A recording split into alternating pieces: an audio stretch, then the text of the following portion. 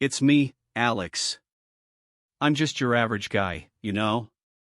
Nothing special about me. I was driving back home from a late shift at work, and my car was running on fumes. So, I figured I'd stop at the 7-Eleven on the edge of town. It's always open, and it's usually quiet at this hour. I just wanted to fill up my tank, grab a coffee, and get home. As I pulled up, I noticed that the parking lot was almost empty, except for a couple of cars parked far from the entrance. I didn't think much of it. I mean, it was past midnight. I got out of my car, stretched a bit, and walked inside. The place was lit up with those bright fluorescent lights, and it was eerily quiet except for the hum of the refrigerators. I made my way to the coffee machine, pouring myself a large cup. That's when I noticed him, a guy, maybe in his late 20s, pacing near the entrance. He seemed nervous, kept looking outside, then at his phone. I tried not to stare, but there was something off about him. After getting my coffee, I walked to the counter to pay. That's when I heard a loud noise outside, like a car backfiring. The guy near the entrance jumped, and I saw him visibly tense up. The cashier, a middle-aged woman with a kind smile, looked up but didn't seem too bothered. "Just another night at the 7-Eleven, she said with a shrug. I paid for my stuff and was about to leave when I noticed a car pulling up fast in the parking lot. It was one of those moments where you feel like something's not right. I decided to hang back, watching as two men got out of the car. They looked rough, and they were headed straight for the store. I don't know why, but I felt like I had to stay. Something was about to happen, and I had this gut feeling that I needed to be there. As the two men entered the 7-Eleven, the atmosphere shifted palpably. They weren't here for snacks or gas.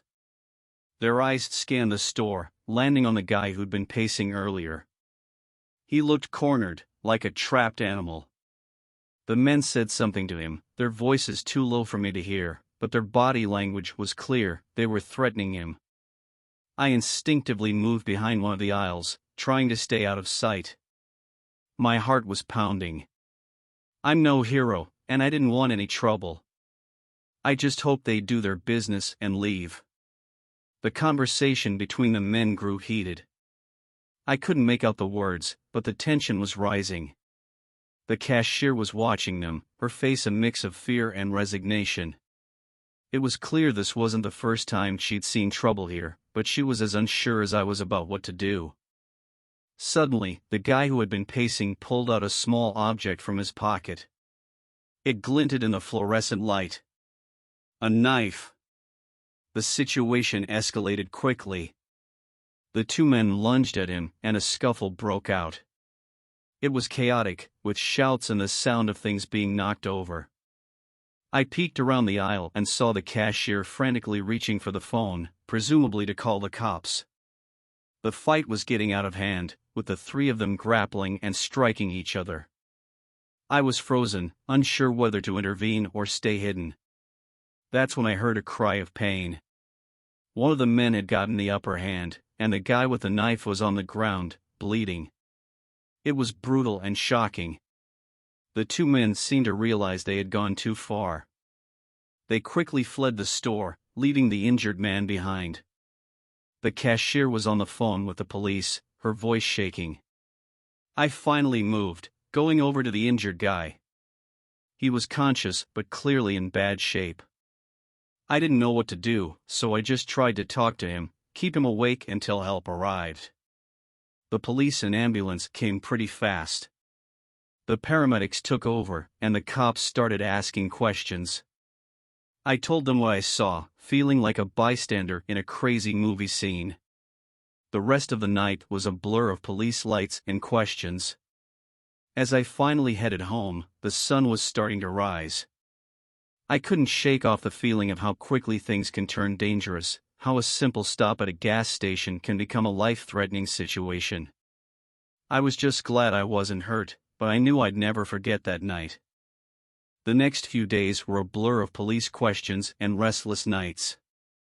I couldn't shake the image of that guy, bleeding on the floor of the 7-Eleven.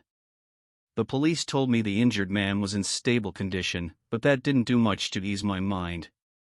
I kept thinking about how things could have turned out differently if I had left the store just a minute earlier or later.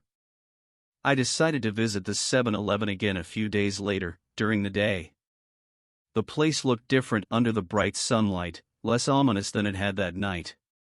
The cashier recognized me and gave me a weak smile. "You're the guy from that night, right?" she asked. I nodded, not sure what to say.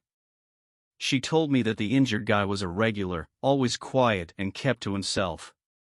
The men who attacked him were from a rival group or gang, she wasn't sure. It was some ongoing feud that had spilled into the store. She seemed resigned, like this was just part of life working at a gas station on the edge of town. As I left the store, I couldn't help but feel a sense of unease. It was like the veneer of normalcy had been stripped away, revealing a hidden world of violence and danger that I had been blissfully ignorant of. I tried to return to my normal routine, but things felt off. I was more alert, more suspicious of strangers. Every time I stopped for gas or went to a convenience store, I found myself scanning the place, looking for potential threats. One evening, about a week after the incident, I was at home watching TV when there was a knock at the door. It was unusual for anyone to visit me unannounced, especially at night. A sense of dread filled me as I walked to the door. Peering through the peephole, I saw a man I didn't recognize. He was alone, looking around nervously. I hesitated, unsure whether to open the door. But something about him seemed desperate, not threatening. I took a deep breath and opened the door. The man looked relieved to see me. "Are you Alex?" he asked. I nodded, and he introduced himself as Mike, the guy from the 7-Eleven. Mike looked different from how I remembered him, cleaner, more composed. He explained that he wanted to thank me for helping him that night. He said that if it wasn't for me staying with him until the ambulance arrived, things could have been much worse. We talked for a while, and he told me more about himself. He wasn't part of any gang, he was just an ordinary guy who had gotten into a bad situation. He apologized for bringing trouble to my doorstep, but I told him it was okay. It was just a case of being in the wrong place at the wrong time. After Mike left, I felt a mixture of relief and confusion. Meeting him had humanized the whole experience. It wasn't just a random act of violence, it was a real person's life that had been affected. And somehow, I had become a part of his story. A couple of weeks passed since Mike's visit. I thought the whole 7-Eleven incident was behind me, but I was wrong. It was late evening, and I was heading back home from work, taking the same route I always did. As I drove past the 7-Eleven, I noticed a group of people gathered outside. Curiosity got the better of me, and I decided to stop and see what was going on. As I approached, I recognized some of the faces from the neighborhood. They were standing around, talking in hushed tones. There was a sense of unease in the air. I overheard snippets of conversation, words like attack and hospital. My heart sank. Had there been another incident? I asked one of the bystanders, a guy I knew from the local gym, what had happened. He told me that the cashier from the 7-Eleven had been attacked earlier that day. She was in the hospital now, in serious condition. The news hit me like a punch to the gut. She was always kind and didn't deserve this kind of violence. The bystander said the police suspected it was related to the previous incident, possibly retaliation. I felt a wave of anger and frustration. This was supposed to be a quiet town, a safe place. Yet here we were, with violence erupting in the most mundane of places. I stood there for a while, lost in thought, before heading home. That night, I couldn't sleep. The realization that violence could strike so close to home, affecting people I interacted with, was unnerving. I kept thinking about the cashier, hoping she'd pull through. The next day, I visited the hospital. I wasn't sure if they'd let me see her, but I needed to try. Surprisingly, they did. She was awake but looked weak. I introduced myself, and she remembered me. We talked for a bit. She was scared but determined to recover. She didn't understand why this had happened to her, and frankly, neither did I. Leaving the hospital, I felt a mix of emotions. There was a sense of helplessness, but also a resolve. I couldn't stop the violence, but maybe there were other ways I could help, ways to make the community safer. I started attending town meetings, speaking to local leaders about improving safety. I got to know more people in the neighborhood, building a sense of community that had been lacking. It wasn't much, but it was a start. Months passed, and the memory of the 7-Eleven incidents started to fade into the background of my daily life. The community's efforts had led to some changes: increased police patrols, better lighting around the gas station, and more neighborhood watch groups. It wasn't a complete solution, but it was progress. One day, I received a call from Mike. He wanted to meet up. We met at a local cafe, a neutral place far from the 7-Eleven. Mike looked different, more confident, more at peace. He told me he'd moved away from the neighborhood, found a new job, and was starting over.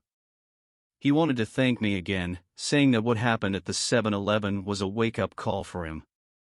We talked about the changes in the neighborhood, how a tragedy had brought people together to make a difference. Mike admitted that he never thought much about community before, but seeing the efforts made him realize how important it was to be connected with others. As we parted ways, I felt a sense of closure. The events at the 7-Eleven had changed me in ways I hadn't expected. I was more aware of my surroundings, more involved in my community, and more appreciative of the fragile nature of peace and safety. I occasionally passed by the 7-Eleven, now just another stop on my route. The memories are still there, but they don't haunt me like they used to. Instead, they remind me of the strength of community, the resilience of people, and the unpredictable nature of life. These events, as shocking and frightening as they were, taught me that even in the darkest moments, there's a chance for positive change, a chance to come together and make things better. And that's my story. It's not just about a scary night at a gas station.